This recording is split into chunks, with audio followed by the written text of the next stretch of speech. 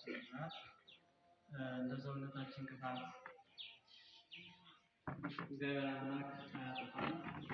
በምሕረቱ በቸርነቱ በመግቦቱ ሳይለየን ይችን ሰዓት ይችን ዕለት ባርኮ ቀድሶ በዚህች ዕለትና በዚህ ሰዓት አድርሶ በአብነቱ ቁመን ታምሯን እንድንሰማ ወንጌል እንድንማር የፈቀደልን አምላካችን እግዚአብሔር ስሙ የተመሰገነ ይሁን። ክቡር መምህራችን የኔታ ጥበቡ ታረቀኝ በሰሜን ጎጃም ሀገረ ስብከት የባህር ዳር ዙሪያ ወረዳ ቤተ ክህነት ዕቅድና ልማት ኃላፊ እንዲሁም የቤተ ክህነት አስተባባሪ፣ ክቡር መምህራችን የኔታ በቃሉ መለሰ የዚሁ ቤተክርስቲያን የቅኔ መምህር፣ እንዲሁም የተከበራችሁና የተወደዳችሁ አባቶች ካህናት፣ ወንድሞች ዲያቆናት፣ የተመረጡ አባላት፣ ምዕመናን ወምዕመናት፣ አባቶች፣ እናቶች፣ ወንድሞች፣ እህቶች፣ የሰንበት ትምህርት ቤት መዘምራን፣ ሕፃናት ጭምር በኃያሉ በልዑል እግዚአብሔር ስም ሰላም እላችኋለሁ። እንደምን ከረማችሁ? እንደምን አደራችሁ? እንደምን ሰነበታችሁ? አሜን። በባህሪው ሞት፣ በስልጣኑ ሽረት፣ በመንግስቱ ህልፈት የሌለበት የጌቶች ጌታ የአማልክት አምላክ የነገስታት ንጉሥ መድኃኔዓለም ስሙ ዛሬ ዘወትር በፍጡራን አንደበት ሁሉ ዳግመኛ የተመሰገነ ይሁንልን። እንዲሁም መድኃኔዓለምን ወልዳ የሰጠችን የድህነት ምክንያት የሆነችን ለምነናት የማታሳፍረን በጨነቀንና በቸገረን ጊዜ የምትደርስልን እናታችን ንጽሕተ ንጹሐን ቅድስተ ቅዱሳን ድንግል ማርያም በተሰጣት ጸጋ ምስጋና ይድረሳት። እንዲሁም እመቤታችንን ያበሰረ መልአከ መበስር የምስራች ሰማይና ምድርን የፈጠረውን ጌታን እንደምትወልድ የጌታ እናት እንደምትሆን ያበሰረ መልአኩ ቅዱስ ገብርኤል ነውና ለመልአኩ ቅዱስ ገብርኤል ክብርና ምስጋና ይድረሰው። ይህንን ያን ዛሬ እንደሚታወቀው ታላቅ በዓል ነው። የሰማዕቱ የቅዱስ ጊዮርጊስ ዓመታዊ ክብረ በዓል ነው። በቅዱስ ጊዮርጊስ ዓመታዊ ክብረ በዓል እንኳን በሰላም አደረሳችሁ። አሜን። እንኳን አደረሳችሁ። እንኳን አደረሳችሁ። እንኳን አደረሳችሁ። አሜን። ለዛሬው ሁሉ በቸርነቱ ጠብቆ የዛሬ ዓመት ደግሞ በሰላም አድርሶን እንዲሁ ቃሉን እንድንሰማ በዓሉንም እንድናከብር መልካም ፈቃዱ ይሁንልን። እንግዲህ እግዚአብሔር ፈቅዶ በዛሬው ዓመት እናንተና እኛን እግዚአብሔር ያገናኘናል። ያገናኘን እግዚአብሔር ደግሞ ምስጋና ይገባዋል። በእውነት እግዚአብሔርን አንድ ጊዜ ልላችሁ አመስግኑት።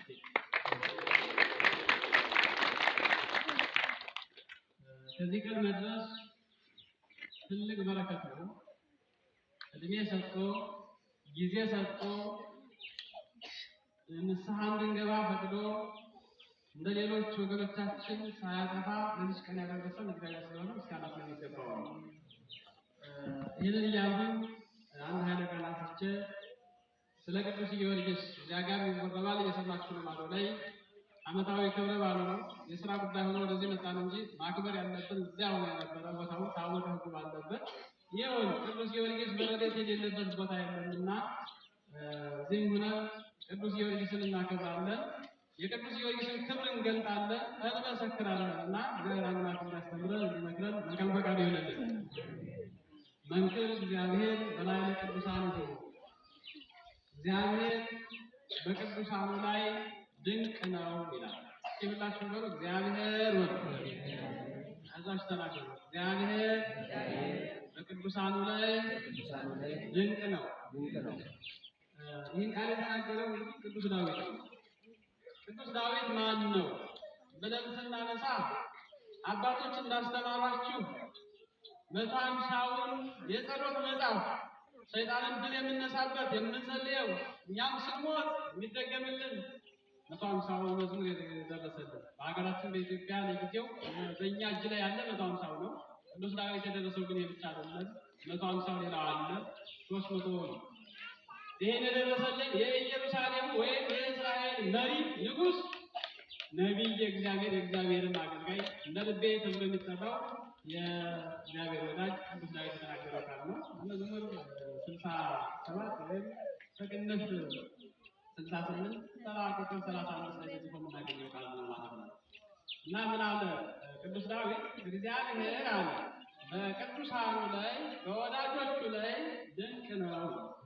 እግዚአብሔርን ቅዱስ እግዚአብሔር እንለዋለን። ልዩ ንጹሕ፣ ምንም ችግር የማይገኝበት ስንል ነው። የፍጥረታት ሁሉ ባለቤት አንተ የተቀደስክ ነህ፣ የተለየህ ነህ ከፍጥረታት ሁሉ። ሰዎች አማልክት ብለው ከሚያመልኳቸው ከጣዖታት ሁሉ ንጹሕ ነህ ስንል ቅዱስ እንለዋለን። ከኃጢአት፣ ከበደል፣ ከክፋት፣ ከተንኮል የተቀደሱትን ደግሞ ቅዱሳን፣ በእሱ ስም ቅዱሳን እንላቸዋለን። እኛስ እናንተና እኛ በክርስቶስ ስሙ ማን ተብለናል? ክርስቲያን ተብለናል አይደል? በወልድ ስሙ ደግሞ ውሉደ እግዚአብሔር፣ የእግዚአብሔር ልጆች ተሰኝተናል። በመንፈስ ቅዱስ ስሙ ደግሞ መንፈሳውያን እንደተሰኘነው ሁሉ ቅዱሳን አባቶቻችን በስራቸው የተቀደሱ ቅዱሳን ይባላሉ። እና እግዚአብሔር በቅዱሳን ላይ አድሮ የሚሰራው ስራ ድንቅ ነው።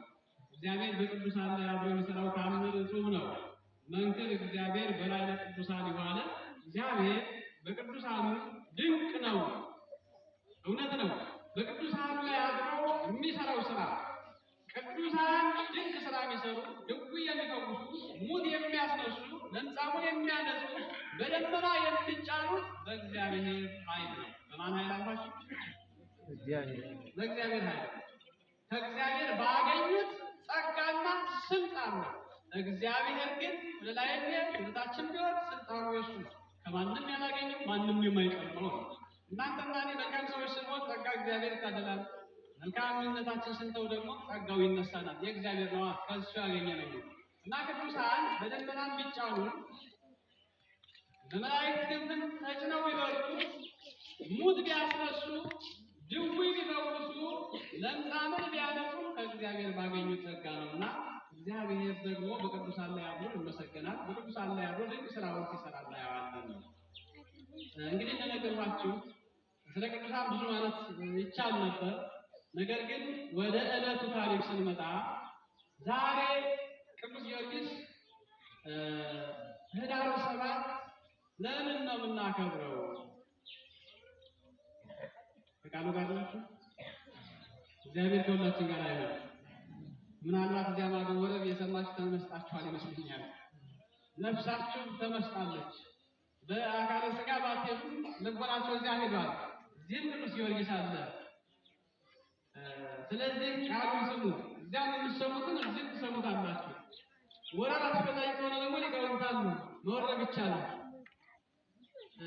ነገር ግን ዛሬ ቅዱስ ጊዮርጊስ ለምን እናከብረዋለን? ለምን ይከብራል? በ23 ከሆነ ሁልጊዜ የምናከብረው ሰብሮ መጥቶ እዚህ ላይ ለምንድን ነው ህዳር 7 ቅዱስ ጊዮርጊስ ታቦት ክብር ወጥቶ የሚከበረው? የእሱ ታቦት ባለበት ስሙ በሚጠራበት የሚለውን እንደዛ የተለየ ነው። እንግዲህ ሰማዕቱ ቅዱስ ጊዮርጊስ ሀገሩ እንደምታውቁ ፍልስጤም፣ እቺ ተዋጊዋ ሀገር፣ በዚያች በፍልስጤም ሀገር ውስጥ ልዳ በምትባለዋ ትንሽ መንደር ወይም ከተማ ተወልዶ ያደገ ሰማዕት ነው ማለት ነው። እንግዲህ አባቱንም እንደምታውቁት ዞሮንቶስ ይባላል። እናቱም ደግሞ ቴዎስቲያ ትባላለች። ከነዚህ ከሁለቱ ደጋግ ክርስቲያኖች የተገኘ ነው። ከደጋጉ ደጉ ተገኝቷል። ስለዚህ ከደግ ሰው ደግ ልጅ ነው የሚወለደው። እንደምታውቁት ከእውነተኛ የሚወለደው ከአባቱ የሚማረው እውነትን ስለሆነ እውነተኛ ልጅ ነው የሚገኘው እና እውነተኛው ቅዱስ ጊዮርጊስ ተወልዷል እና ይሄ ቅዱስ ጊዮርጊስ ተወልዶ 10 ዓመት እስከሚሞላው ድረስ አባቱ በሕይወተ ሥጋ አብሮት ነበር። 10 ዓመት ሲሞላው ግን አባቱ ሞት አይቀርምና ሞት በእኛ ዕጣ ፈንታችን ሆኗልና ዕጣ ፈንታችን እሱ ስለሆነ የቅዱስ ጊዮርጊስ አባት በ10 ዓመቱ ሞተ።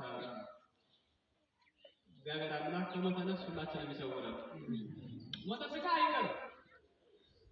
እያየንም ስለሆነ ትናንትም ዘመናትን ያሳለፉ አባቶቻችንን አሳልፈናል። ዛሬም እየሞትን ነው፣ ነገም እንሞታለን። ሞት ግን ሁለት አይነት ሞት ነው ያለው። ሁለተኛው ሞት ላለመሞት ደግሞ የራሳችን ሞት በእጃችን ነው። ሞትም ሕይወትም በእጃችን ነው። ሰው ሕይወቱን ማኖር የሚችለው በራሱ ነው። ሞትንም ማምጣት የሚችለው በራሱ። ለምን ካላችሁኝ ነፃ ፈቃድ ተሰጥቶታል። እሳትና ውሃ እግዚአብሔር አቅርቦለታል። የቀረበለትን ደግሞ መጠቀም የራሱ ጉዳይ ነው። መቼስ እሳት ቀርቦ ወደ እሳቱ እጁን የሚልክ የለም፣ እጁን የሚሰድ የለም። እና ነፃ ፈቃድ ተሰጥቶናል።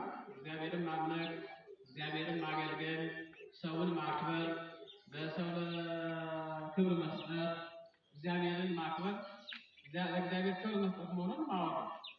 ይህ ከሆነ እውነት ነው እኛ የህይወት ሰዎች ነን ማለት ነው። እግዚአብሔርን የማንፈራ ለእግዚአብሔር የማንገዛ የማንታዘዝ ለሰው ክብር የማንሰጥ ከሆነ ሰውን ካላከበርን የማይታየው ነገር ማክበር ስለማንችል ነው።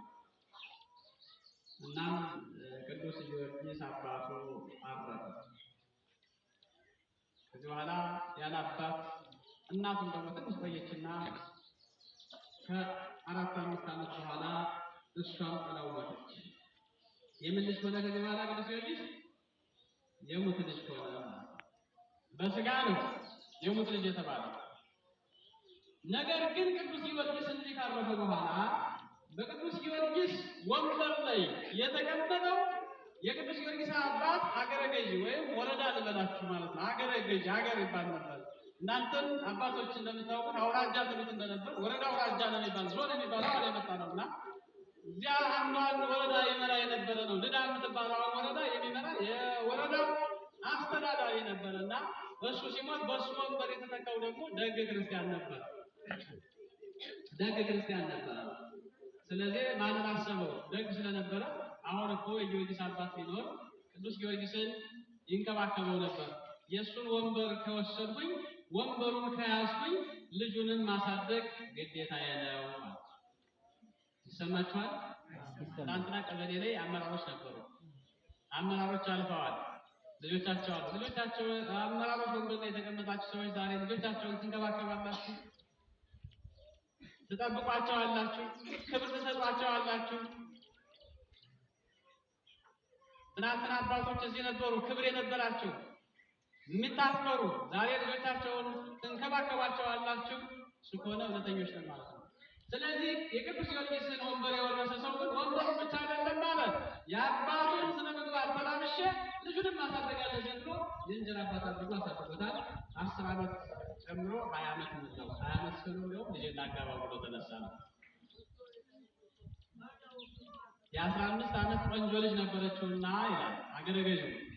ቅዱስ ጊዮርጊስን ደግሞ የእንጀራ ልጅ አድርጎ አሳድጎታልና ልጄን ለልጄ ቅዱስ ጊዮርጊስ ብልህ ነው፣ ሰማያዊ ወታደር ነው፣ ምድራዊን ጦርነትን ሲሰለጥን ፈረስ መጋለብን ጦር መወርወርን እያስተማረ አሳድጎታልና ስጋዊውን መንፈሳዊውን ጥበብ ቅዱስ ጊዮርጊስ እየተማረ ሁለቱንም አድርጓል።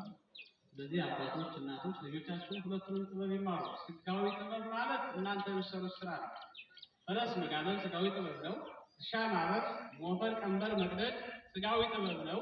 መንፈሳዊ ጥበብ ምንድን ነው ካላችሁ እኔታ የሚያስተምሩትን ቃለ እግዚአብሔር ማስተማር ነው። እግዚአብሔርን እንዲያውቅ ቅዱሳን መላእክትን እመቤታችን ድንግል ማርያምን ድንግልናዋን አማላጅነቷን እንዲያውቅ ይሄ መንፈሳዊ ጥበብ ይባላል። ሁለቱንም አስተባብሮ መያዝ ነው።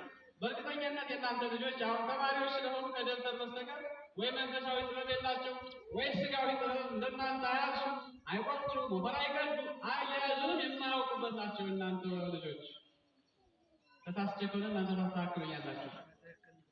እውነት ነው አይደለም? እውነት ነው። መማር አለባቸው። ሰው በትምህርት ብቻ አይኖርም። ይሄ እኮ ሀገር በቀል እውቀት ነው። መንፈሳዊውንም ስጋዊ ጥበብ መማር ግድ ነው። ቅዱስ ጊዮርጊስ ሁለቱንም እየተማሩ ነው ያደገው እና ይህን እየተማሩ ያደጉ ሰዎች ሰውን አይደለም። ለምን? ሁለገብ ናቸው። በቃ በስጋዊውም በመንፈሳዊውም ጥበብ የተካኑ ናቸው ማለት ነው። እና ቅዱስ ጊዮርጊስ እንዲህ ያላደገ በኋላ ለአጋባ ብሎ ባሰበበት ሰዓት ግን ያው እግዚአብሔር የፈቀደለት ሰማያዊ ሙሽራ እንዲሆን በድንግልና እንዲኖር እድሜውም ትንሽ እንደሆነ ስለሚያውቅ የዚያኛውን አገረ ገዥን የእንጀራ አባቱን ነፍስ ወዲያው ወሰደ። አባቱ ደግሞ ሞተ። ድግስ እየደገሱ ዳስ እየጣሉ ነበር። ድግሱ ወደ ሀዘን ተለወጠ። እንዲህ አይነት ነገር ገጥሞን ያውቃል። ሰርጋቸው ደርሶ እናት አባት ወይም ከእናት አባት አንዱ ይሞታል። ሰርጉ ደስታ ወደ ምን ይቀየራል? ወደ ሀዘን ተለውጦ ያውቃል። ከእንደዚህ አይነት መቅሰፍት እግዚአብሔር ሁላችንም ይሰውራል። ልጅ ልትድሩ ሽርንጉድ እያላችሁ ወይ ልጁ አባት ወይ ልጅ አባት ይሞቱ ከባድ ነው። ያ ምን ይሆናል? ከባድ ሀዘን ነው የሚሆነው። እናም ሞተ። ቅዱስ ጊዮርጊስም እሱን ቀበረ። ከዚያ በኋላ ሀገሪቱ በዘር ሐረግ ነው ትመራ የነበርና ንጉስ ሲሞት ንጉስ ነው የሚተካ፣ የንጉስ ልጅ ነው የሚተካ። እንዲህ እያለ ነው የሚቀጥል የነበርና የቅዱስ ጊዮርጊስ አባቱ ስለሞተ ያው እዛው አካባቢ የሚመራ ስላልነበረ ቅዱስ ጊዮርጊስ አይ የአባቴን ስልጣን ላምጣ ብሎ ተነስቶ ወደ ሌላ ሀገር ሄዷል ማለት ነው። ወደ የት ካላችሁ ወደ ፋርስ ወርዷል። ወደ ፋርስ ሲሄድ ደግሞ ቢሩት ከምትባለው ሀገር ደርሷል። ቢሩት የምትባለው ሀገር ደግሞ እግዚአብሔርን የማይፈሩ ሰዎች ያሉባት ሀገር ናት። ማንን የማይፈሩ አሏችሁ? እግዚአብሔርን መፍራት ብቻ አይደለም መኖሩንም አያውቁ። እግዚአብሔር መኖሩን አያውቁ። ታዲያ ግን መካከላቸው ላይ ያለውን ኃይለኛ ነው ብለው የሚፈሩትን ያመልኩ ነበር። ያ ምንድን ነው? እንደ ፍየል ፂም ያለው እንደ ንስር ወይም እንደ አሞራ ክንፍ ያለው እንደ ሌሎች አራዊት በእግሩ የሚሽከረከር ድራጎን የሚባል ዘንዶ ነው እና ያ አውሬ ወደ ላይ ሲተነፍስ በአየር ላይ ያሉትን በትንፋሹ እየሳበ እየገደለ ይበላቸው ነበር። በጣም መርዙ ኃይለኛ ነበር ይላል ገድሉ። እርፍ ሲልባቸው ስቡ አምጥቶ ይውጣቸው ነበር። በእግሩ የሚሽከረከር ሲፈልግ በክንፉ ይበራል እና ሄዳዩና ይሄንን ማምለክ አለብን ብለው ተነሱ። እነዚህ አሁን በእግዚአብሔር ፈንታ ፍጡሩን እናምልክ ብለው ተነስተዋል። ይሄንን እያመለኩ ሲኖሩ ደግሞ ይሄ ደግሞ ገዳይ ነው። እውነት ነው። ከፍጡር መቼም ቸርነት የለም፣ ምህረት የለም። ቸር እሱ ብቻ ነው። ቸር እግዚአብሔር ብቻ ነው። ከዚያ በኋላ እሱን እያመለኩ እናቶች እናደረጉ ልጃቸው ሴት ልጆቻቸውን እንደዚህ አይነት ዛፍ ላይ ትልቅ ዋርካ ዛፍ ላይ እያሰሩለት በቀን እነሱ ደማቸውን እየጠጣ ስጋቸውን እየበላ የሚኖር አምላክ ነው ያደረገው። ይሰማችኋል? ሰው የተሰጠው አይምሮ ምጡቅ ነው። አዋቂ አስተዋይ ክፉና በጎን የሚለይበት አይምሮ ተሰጥቶት ግን ክፉና በጎን መለየት አቃተው። ታዲያ አውሬውን እያመለኩ ልጆቻቸውን የወለዷቸውን ያሳደጓቸውን ልጆቻቸውን የሚሉት ሀገር እናቶች የወላድ መካን ሆኑ። ዛሬ እናቶች የወለዳቸዋቸው ልጆች አሉ። የወላድ መካን ሆናችሁ ልጆች አውሬው እየበላቸው አይደል? ዘንዶ እየዋጣቸው አይደል? ታውቁታላችሁ። ዘንዶ ማን እንደሆነ አውሬው ማን እንደሆነ ይታወቃል።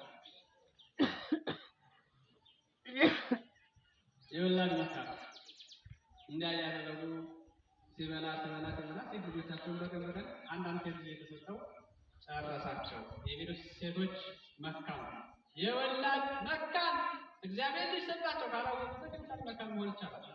ካላወቁበት የሰጣቸው ሁሉ ሰጠው ገብረው ጨረሱ። የሚባል አምላክ ያመልኩ ጀመር ነው። የኛ አምላክ ይባላል። አቤት ከሚባሉት የሚጠብቅ ከክፉዎች መንጋጋ ፈልቅቆ የሚያወጣ በእሳት ውስጥ ሊወድቁ የሚያድን በንፍር ውሃ እንዳንቀቀል የሚጠብቅ አምላክ እንጂ ብንወድቅ እንዳንሰበር የሚጠግን እንጂ የኛ አምላክ እንዲህ አይደለም። ብናጣ የሚሰጥ ብንጣላ እንደምታረቅ ፍቅርን፣ ሰላምን የሚያስተምር አምላክ እንጂ ልጆቻችን እኛን የሚበላ አምላክ የለንም። ሰዎች ግን እስከዚህ ድረስ ወርደው ነበረ።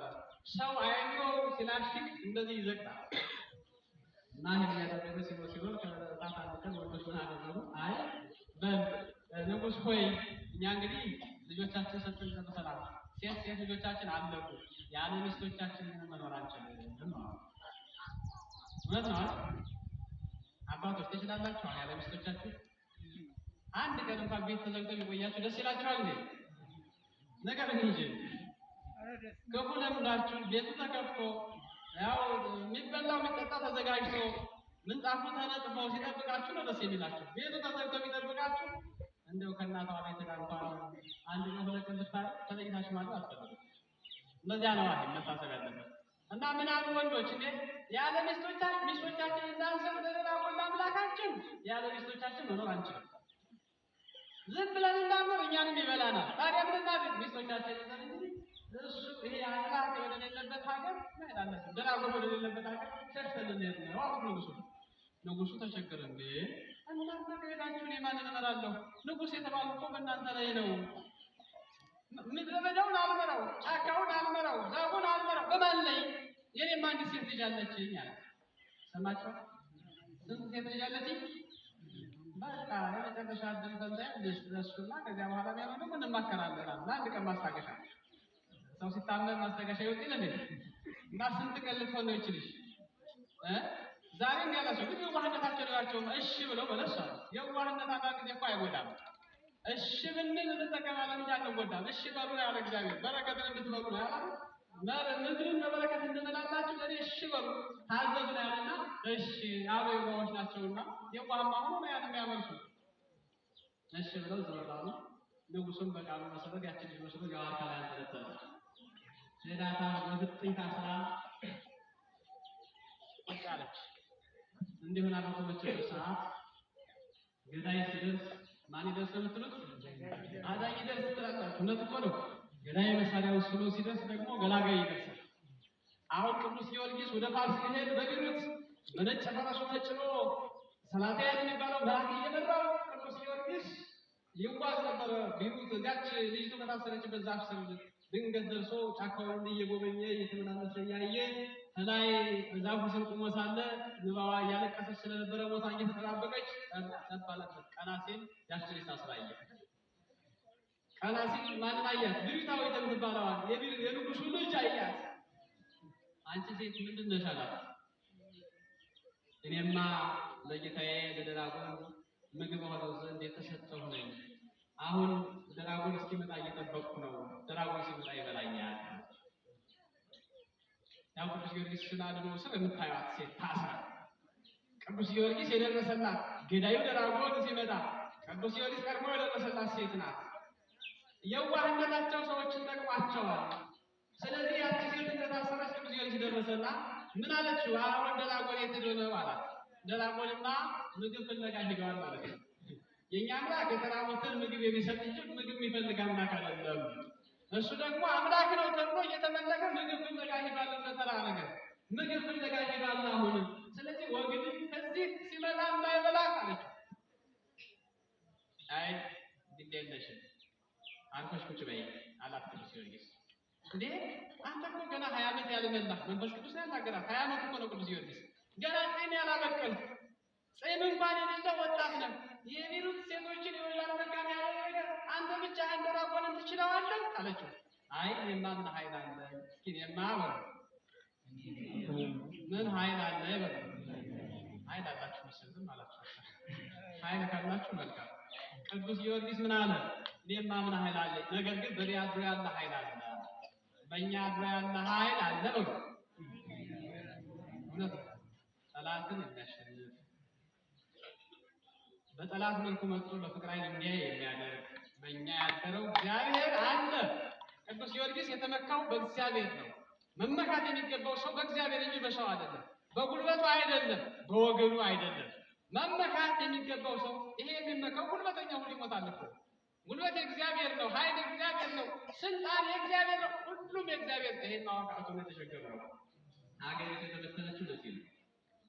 ስልጣን የእግዚአብሔር መሆኑን ቢያውቅ ሰው ይናል ሙግት ይናል ክርክር ይናል ትግል አይኖርም ነበር።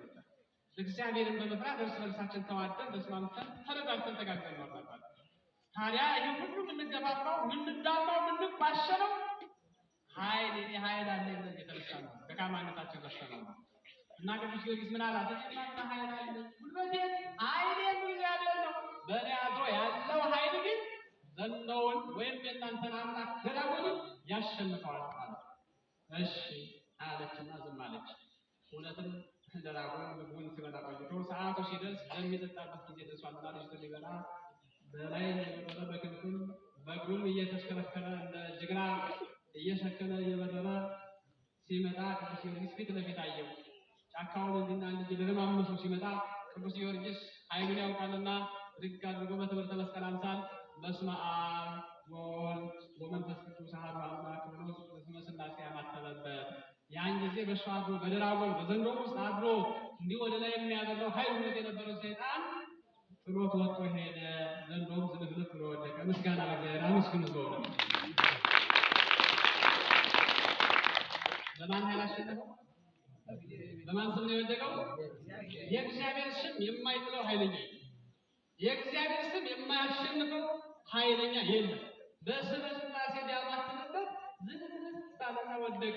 ኃይሉ የነበረ ሰይጣን ነበር ለካ በዘንዶ ላይ አድሮ።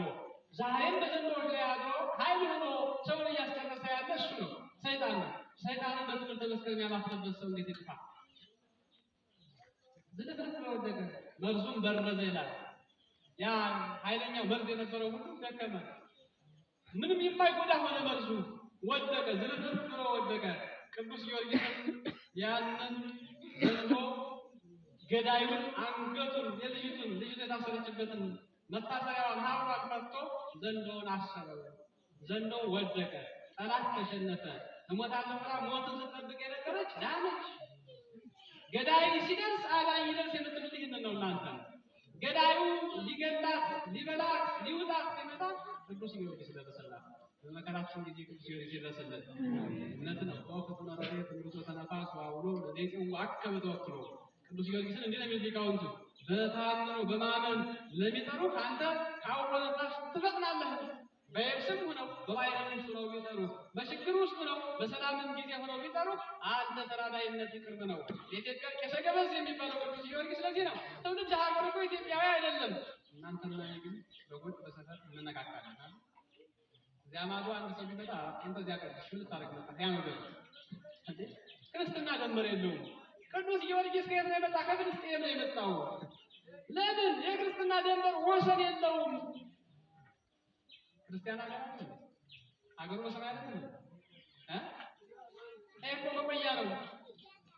ቤት ኪራይ አታውቁም። ነገሩ እናንተ ሰፊ መሬት ላይ ያላችሁ ከተማ ያለን ሰዎች በኪራይ ብናችሁ፣ ነገር ግን ልጅ ያልወለደ ልጁ ያልተከራየ የለምና ታውቁታላችሁ።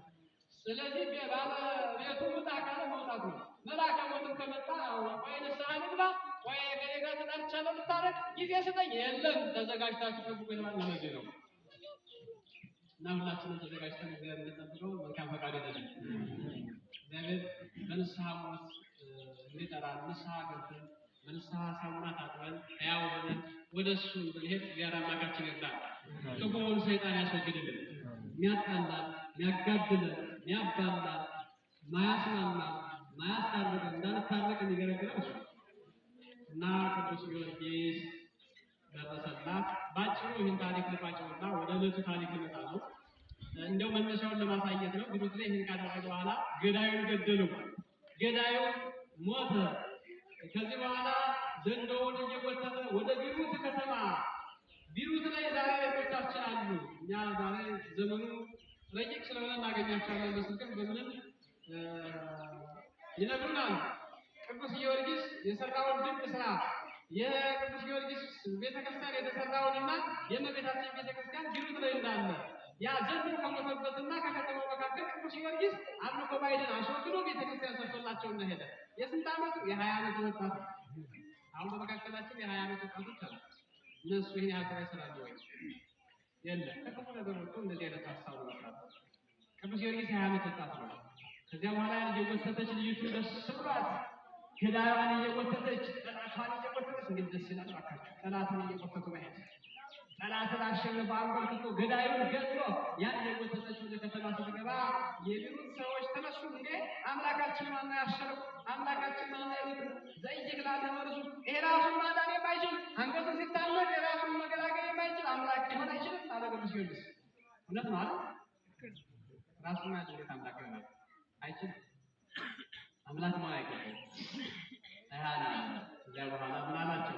እንግዲያስ ግርግር ፈጥራለሁ ካላችሁ አልሞተም በሕይወት ላይ የጎተተው ነበርና ይሄን አምላክ ነው የምትሉትን ነቅጬ ላስፈጃችሁ አላቸው። ይሄ ጊዜ ሰው ምን አለ? ኧረ ሳይሆንም ምን አለ? ግማሾች በጠላፊዎች ባሉ የተሰቀሉ በፍርሃት፣ ግማሾች በገደል የወደቁ የተሰበሩ አለ ይላሉ። ግማሾች ደግሞ አምላክ አንተ መግደል ትችላለህ ብሎ በጥልቀት ይበዞ እውነት ነው። ይህንን ደራጎንን እኔ መግደል እችላለሁ በኃይል እግዚአብሔር አለ። በማለ ኃይል በእግዚአብሔር ኃይል በኃይለ እግዚአብሔር ሰይጣንን ደራጎንና ሰግረዋለሁ። አሁንም መግደል እችላለሁ በእግዚአብሔር ኃይል በራሴ አይደለኝም ማለት ነው።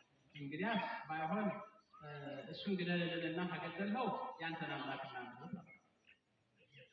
ጠላታችን እግዚአብሔር አምላክ ይገደልልን። ጠላታችን ሰይጣን ነው። ሌላ ማለት ነው። ሰው ጠላት አለ እሱ ነው። ሰውን ክፉ ያደርገው እሱ ነው። ሰውን የሚያሸንፈው ሰይጣን ነው። ሰውን መጥፎ ያደርገው ሰይጣን ነው። ሰውን ከሰው ጋር የሚያጋጨው ሰይጣን ነው። ይሄ መንፈስ ቅዱስ ስራ አይደለምና እሺ አለ። ወዲያው ከተማ አዋቃ አደረገና ዲያቆንን በጦር ወቅቶ ገደለላቸው። ከዚያ በኋላ አምላክ እግዚአብሔርን አስተማራቸው። እግዚአብሔርን እንዲያውቁ አደረጋቸው። እግዚአብሔርን የማታውቅ ከተማ እግዚአብሔርን እንድታውቁ ነው። በማን በቅዱስ ጊዮርጊስ አስተምሮ። ስለዚህ እባካችሁ አባቶች የማያውቁትን እናስተምር፣ ክፋታችን ነው አይደለም። ሞት አይቀርም። ሞትን ተሸክመን እየዞርነ ክፋቱን ለምን አንኖር? ተተክለን አንኖር። ትናንት አባቶቻችን ሸኘናቸው። ትናንት የኛ የበላይ ወንድሞቻችን ሸኝተናቸዋል። እነሱ ወደ ሄዱበት ሀገር መሄዳችን አይቀርም። ከእነ ኃጢአታችን ግን ለምን እንሸኛለን? ለምንድን ነው ልባችን እንደ ድንጋይ የጠነከረው ነው? ንስሐ የማንገባው፣ የተጣላ ማንታረቀው፣ ሰላም ያጣነው። እናም ቅዱስ ጊዮርጊስ እንዲያደረገ ያካለበት በኋላ ወደ ፋርስ ሲሆን የባሰው ዱድያኖስ የተባለው ቸካይ ንጉሥ ደግሞ በእሱ ስር ያሉትን ሰብአውን ባለስልጣናት ይዞ 7 ዓመት አቁሞት ያመልክ አገኘው። ቅዱስ ጊዮርጊስ ከዚህ በኋላ በዛሬ ስልጣን በቃኝ፣ እኔ ሰማያዊ ሙሽራ ነኝ፣ ከአሁኑ ሰዓት ጀምሬ ሰማይና ምድር የፈጠረውን እግዚአብሔር የማመልክ ነኝ። እናንተ ርኩሳን ናችሁ፣ የረከሳችሁ ናችሁ፣ የምታመልኳቸው አማልክቶቻችሁ የሰው እጅ ስራ ናቸው፣ የረከሱ ናቸው ብሎ ከንጉሱ ፊት ቆሞ መመስከር ጀመረ። እንዲህ ደፍረን ስለ ሃይማኖታችን እንድንመሰክር እግዚአብሔር አምላካችን ይርዳል። ይሄ ጠፍቷል። ክርስቲያኖች ተጨፈጨፉ።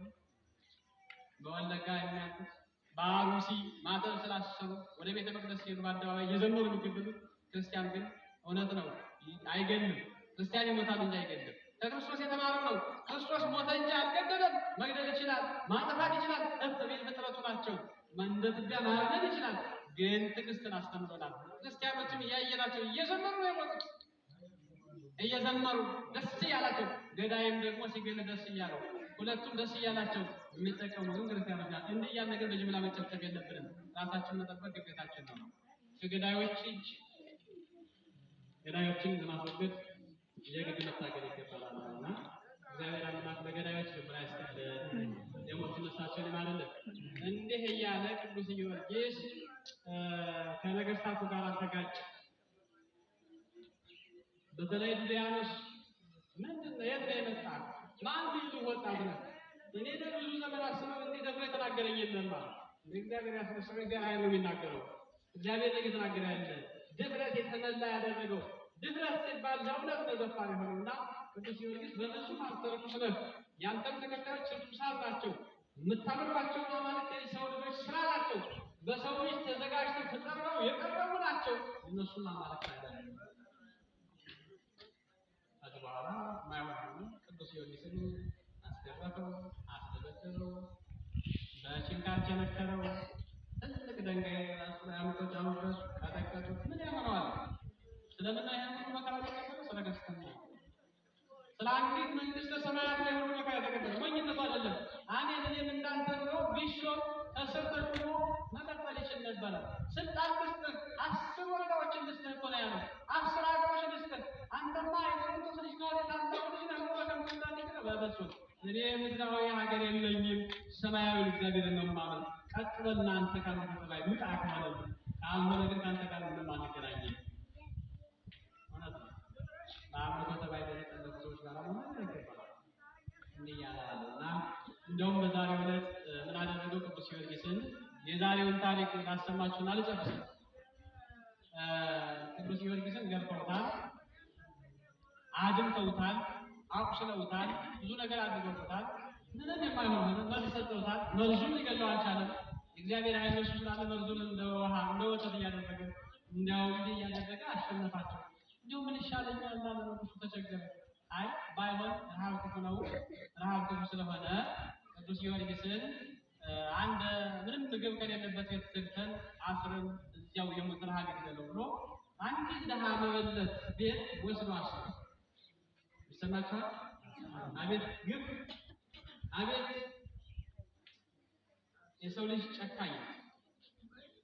ምንም የሌላት የሚቀመስ የሚላት የሌላት ድሃ ቤት አንዲት ድሃ መበለት ቤት ወስዶ አስሮ ቅዱስ ጊዮርጊስን ግን አይደለም ረሃብ መርዝም አልገደለው። ይሰማችኋል? መርዝም አልገደለው። ከእሱ ጋር ያለ ማን ነው? እግዚአብሔር ነው። አትልኝም እንዴ? ንጹሕ ሕዝብ እግዚአብሔር አምላኩ እግዚአብሔር ከእሱ ጋር ያለለት እግዚአብሔርን አምላክ ያደረገ ንዑድ ነው፣ ክቡር ነው። በሞትና በሕይወት እንኳን መውጣት ይችላል። መርዙም አልገደለው እንኳን ረሃቡ ቅዱስ ጊዮርጊስን።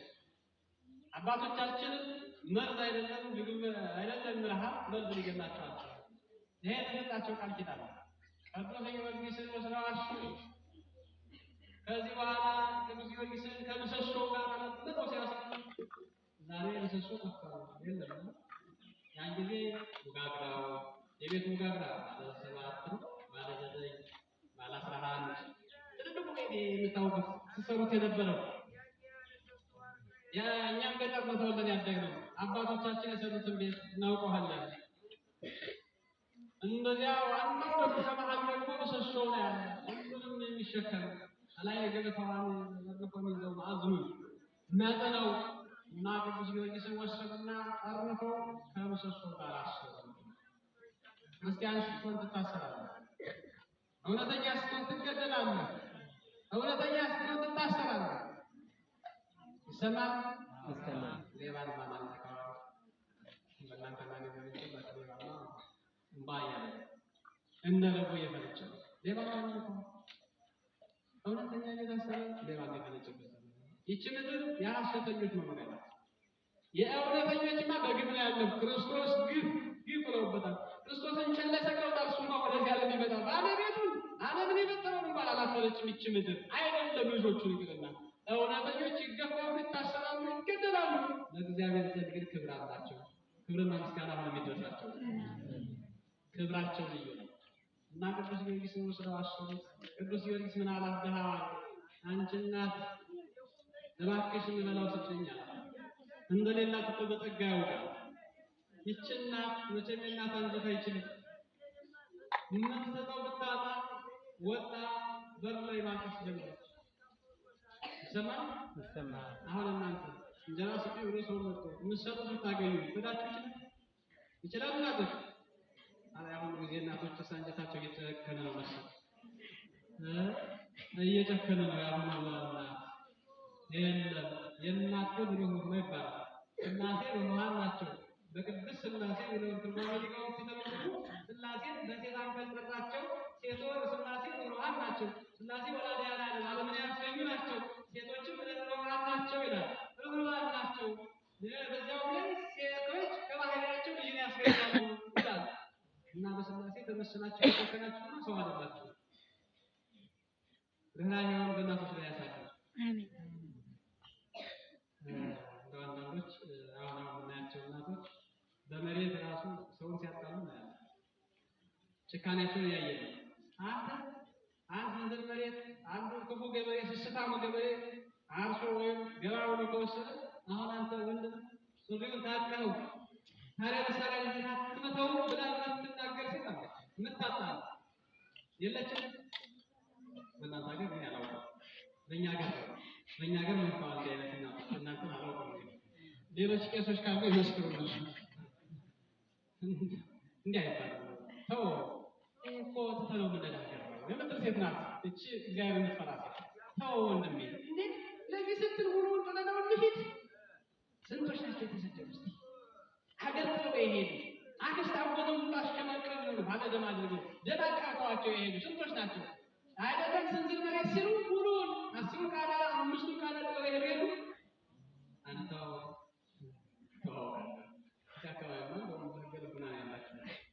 ደን ለሳሚ ጀግንነት መስሏቸው ደን ለመለሰስ ሀገርን መጠበቅ፣ ሀገርን ማስጠበቅ፣ ቤተክርስቲያንን መጠበቅ፣ ቤተክርስቲያንን መደረግ ተመለስ ብሎ ምንጣፍ ነው እሱ እና ወደ ቅዱስ ጊዮርጊስ ልመልሳችሁና እባክሽ ምግብ ስጭኝ ይርቦኛል፣ ጨካኙ ንጉሥ አምጥቶ ከአንቺ ምሰሶ ከቤትሽ ምሰሶ ጋር አስረኛል።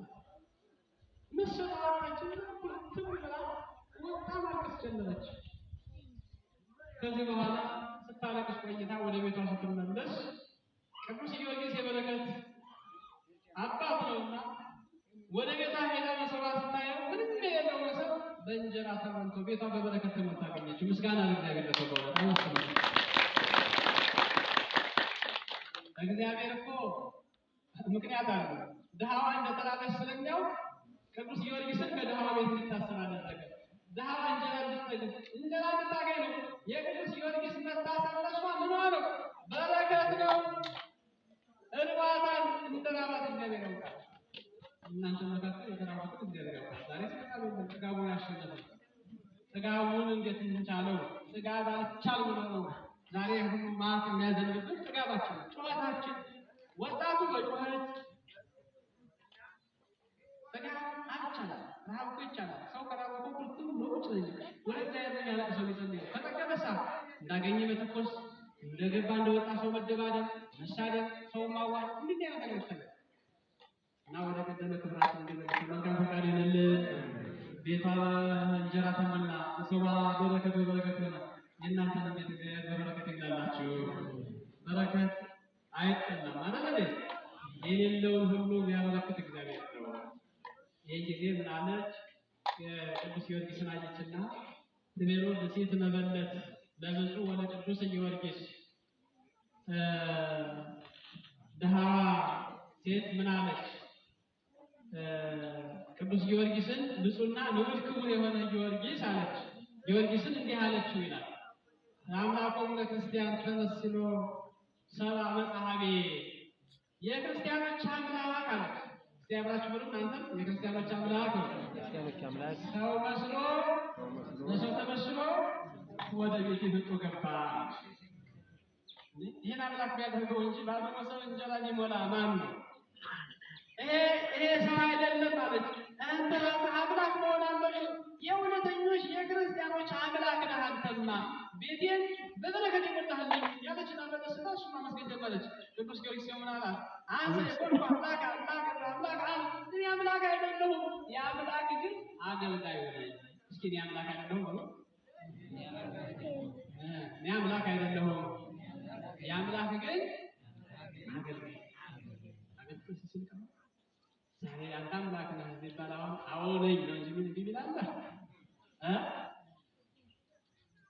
እና ቅዱስ ጊዮርጊስ እንዲህ ስትለው በፍጹም ተሳሳትሽ። እኔ አምላክ አይደለሁም። እኔ ያደረገ የኔና ያንቺ አምላክ ነው። እኔ ደግሞ የአምላክ ባሪያ ነኝ። የአምላክ ምስክሩ ነኝ። እውነተኛው ክርስቲያን ነኝ። እርግጥ እግዚአብሔርን የማመልክና እሱን የምፈራ ነኝ።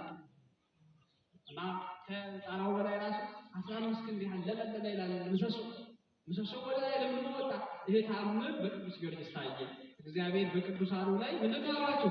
ድንቅ ነው ያሏችሁ። በዚህ ነው እግዚአብሔር በቅዱሳኑ ላይ ምንድን ነው? ድንቅ ነው። እና የቅዱስ ጊዮርጊስ ረድኤት በረከት በሁላችን ላይ ያጣነውን በረከት እግዚአብሔር አምላክ በቤታችን ላይ ያብረርብልን። ያጣነውን ሰላም ሁሉ እግዚአብሔር አምላክ ያድለን። እቸኩላችኋል። በመሄድ የተነሳችሁ ሰዎች ስላየሁኝ ይበቃናል። ዋናው መልዕክት ላስተላልፍ። እኛ የምንመጣው እናንተን ለማስተማር ነው፣ ለሌላ አይደለም። ደስ አላላችሁ? ቸኩላችሁ ነው? የምትቸኩሉበት ኑሯችሁ ነው? እሺ፣ እንወዳችኋለን፣ እናከብራችኋለን፣ እንከባበራችሁ። ምንም ቢሆን ልጆች ብንሆንም መሪዎቻችሁ ነን። መከባበር የግድ ነው። እዚህ ነው የሚጀምረው መከባበር። እዚች ያልተጀመረች ቀበሌ ላይ ያልተጀመረች መከባበር ወረዳ ላይ ያልተከባበርነው ዞን ላይ ያልተከባበርነው ግን ወረዳ ላይ መከባበር ስለማንችል ነው። እና መከባበር ከቤታችን ስለሚጀምር እናንተ ማለት ነው የአንድ ቅዱስ ገብርኤል ልጆች ነን፣ የአንድ እግዚአብሔር ልጆች ነን። መከባበርን መማር አለብን እና እኛም አናበዛም፣ ችግራችንን እንረዳለን። መምህር ማለት የአባቶችን ችግር የእናቶችን ችግር መረዳት ነው። የመጣ ነው ለዚህ ነው። ሁላችሁም ይሄ ክፉ ዘመን ነው፣ ያስቀያሚ ዘመን ነው። መቼ እንደምንሞት የማታውቁበት ዘመን ነው እና ንስሐ እንድትገቡ ይሄን የመሰለ ህንፃ ሰርታችኋል። ህንፃው ያምራል፣ ደስ ይላል። አይ ስታዩት ያለፈ ያገደመ ሁሉ ጎበዞች ናቸው፣ ጠንካራ ህዝብ አለ እያለ እያመሰገናችሁ እኮ ነው የሚያልፈው። ታዲያ ዛሬ ብራችሁን እንዲህ ብላችሁ ስታዩት እዚህ ጋር እንኳን ሰራሁብህ ብትጠጡበት እሳ የት ነበር? ይታይ ነበር? የጠጣችሁበት ነው የበላችሁበት ብር ይታያል። እንደ ወጣቶች ወርቅ የበላችሁበት ጠጅ የጠጣችሁበት የለም። እዚህ የሰራችሁ እቺ በቀቆኔ ያስገጥሙሃል የነፍሷ እዚህ ብቻ አይደለም እኮ ላይም ተመዝግባለች። እና እግዚአብሔር አምላክ የሰራችሁትን ስራ ሁሉ ለመልካም ነው። ንስሐ እንድትገቡ እንድትታረቁበት፣ እስካሁን ደግሞ እንድትቀበሉበት ነው። ስንት ሰው ይቀበላል ዛሬ? ስንት ሰው ንስሐ ገባ ከተመረቀ በኋላ የሚለውን ማየት ወድጄ ነበር። ቸኩላችኋል። እግዚአብሔር ይመስገን እንመለሳለን። ያን ጊዜ ያለው ስንት ሰው ንስሐ ገብቶ እንደሚቆየኝ ስንት ሰው ቆርቦ እንደሚቆየኝ ስንቱ መንኩሶ እንደሚቆየኝ እንግዲህ እኔ አላውቅም፣ እግዚአብሔር ያውቃልና ንስሐ ያልገባችሁ ንስሐ እንድትገቡ እግዚአብሔር ይርዳችሁ። ንስሐ የገባችሁት እንድትቆርቡ እግዚአብሔር ያግዛችሁ። የቆረባችሁት እንድትመነኩሱ ደግሞ ላሬ ለሰው እንዲያበቃችሁ መጋመጋሪ ይሁንልን። ወጣቶችን ደግሞ ልብ ሰጥቶ ንስሐ እንድትገቡ ያድርግልን።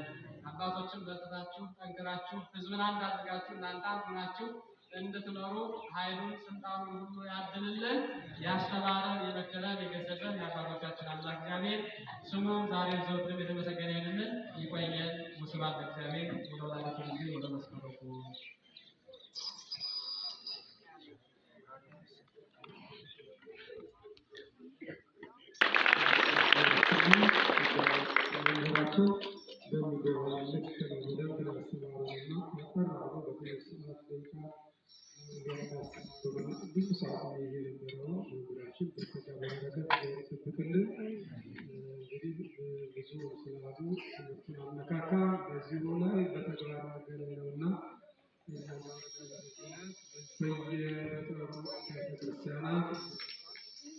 ክርስቲያኖች በርትተው እንደሆነ ጠንክሮ